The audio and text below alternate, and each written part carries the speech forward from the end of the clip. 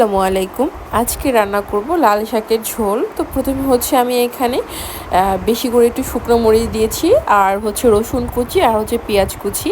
লাল শাকের ঝোলটা কিন্তু মাছ দিয়ে রান্না করলেও বেশ ভালো লাগে, বাট আজকে হচ্ছে আমি একদমই নিরামিষ রান্না করব। তো দেখতে পাচ্ছেন শাকটা একটু লম্বা লম্বা করে কেটে নিয়েছি।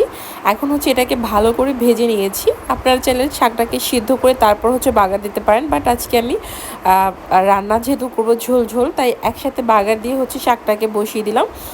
তো এই তো আমি হচ্ছে এখানে 3 আটি শাক নিয়েছি, আর এই শাকটা হচ্ছে একদম ফ্রেশ যে দেশি শাক, সেটা হাইব্রিডটা না।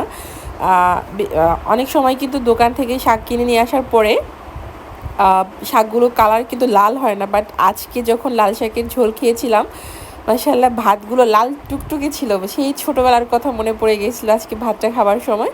তো এই তো পানি দিয়ে হচ্ছে ঢাকনা দিয়ে রেখেছিলাম। এখন হচ্ছে এটাকে ওলটপালট করে ভালো করে সিদ্ধ করে নিলেই হবে। পানিটা একদমই অপশনাল, শাকটা সিদ্ধ করলে কিন্তু পানি বের হবে। সো পানিটা আপনারা কতটুকু ঝোল পছন্দ করেন ততটুকু অনুযায়ী দিবেন। তারপর হচ্ছে পরিমাণ মতো লবণ দিয়ে দিলাম। লবণটা একটু শাকটা চুপসে যাওয়ার পরেই দিই, যাতে হচ্ছে বেশি না হয়ে যায়, কম বেশি আর কি পারফেক্ট হয়, এর জন্যই। তো এই তো এখন হচ্ছে এটাকে নেড়েচেড়ে সিদ্ধ করে নিলেই হয়ে যাবে, আর কিছু করতে হবে না। আপনারা যদি মাছ দিয়ে রান্না করেন সেক্ষেত্রে মাছটাকে এর ভিতরে দিলেই হয়ে যাবে, আর কিচ্ছু করা লাগবে না। মাছ দিয়েও ভালো লাগে, বাট নিরামিষ খেতেও ভালো লাগে।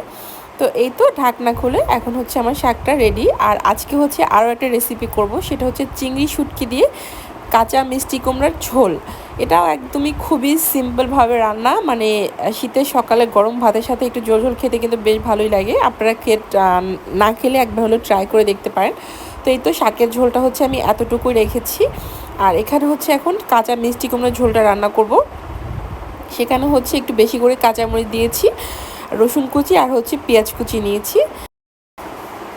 পরিষ্কার করে ধুয়ে রাখা চিংড়ি শুটকিগুলো হচ্ছে আমি দিয়ে দিয়েছি। দিয়ে এর সাথে ভালো করে নেড়েচেড়ে ভালো করে কষিয়ে নিতে হবে। আমি আজকে কিন্তু আর কোনো মশলা ব্যবহার করব না, এখানে শুধুমাত্র লবণ আর খুব সামান্য পরিমাণে, যতটুকু না দিলেই নয় আর কি, হলুদের গুঁড়ো ব্যবহার করব, আর কিছুই না।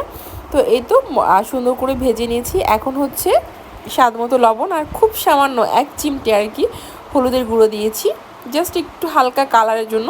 একদম আপনারা এটা হলুদ ছাড়াও রান্না করতে পারেন, এরকম শুটকি দিয়ে ঝোল ঝোল খেতে কিন্তু বেশ ভালো লাগে। তো এই পর্যায়ে হচ্ছে আমি হচ্ছে পরিমাণ মতো পানি দিয়ে দিলাম। এখানে আর কিছুই করতে হবে না। এরপর হচ্ছে এর ভিতরে মিষ্টি কুমড়োগুলোকে দিয়ে দিলেই হয়ে যাবে। এখন হচ্ছে কেটে ধুয়ে রাখা যে মিষ্টি কুমড়ো, আলু এবং বেগুন একসাথে নিয়েছি, সেটা দিয়ে দিলাম। এরকম করে শীতের সবজি দিয়ে চিংড়ি শুটকি দিয়ে একটু মাখা মাখা কম মশলা দিয়ে ঝোল রান্না করে খেয়ে দেখবেন, অনেক বেশি ভালো লাগে। এই তো ঢাকনা খুলে কিছুক্ষণ পরপর নেড়েচেড়ে এটাকে সিদ্ধ করে নিয়েছি। দেখতেই পাচ্ছেন একদম ঝোলটা কিন্তু কমে গেছে। এরকম পর্যায়ে আসলে লাস্টে একটু চাইলে একটু ধনিয়া পাতা দিতে পারেন, বাট আমি এখানে স্কিপ করতে বলবো, কারণ হচ্ছে এখানে যাতে চিংড়ি শুটকির স্মেলটাই ভরপুর থাকে, তাই। তো ধন্যবাদ সবাইকে। ভিডিওটা কেমন লাগলো অবশ্যই জানাবেন।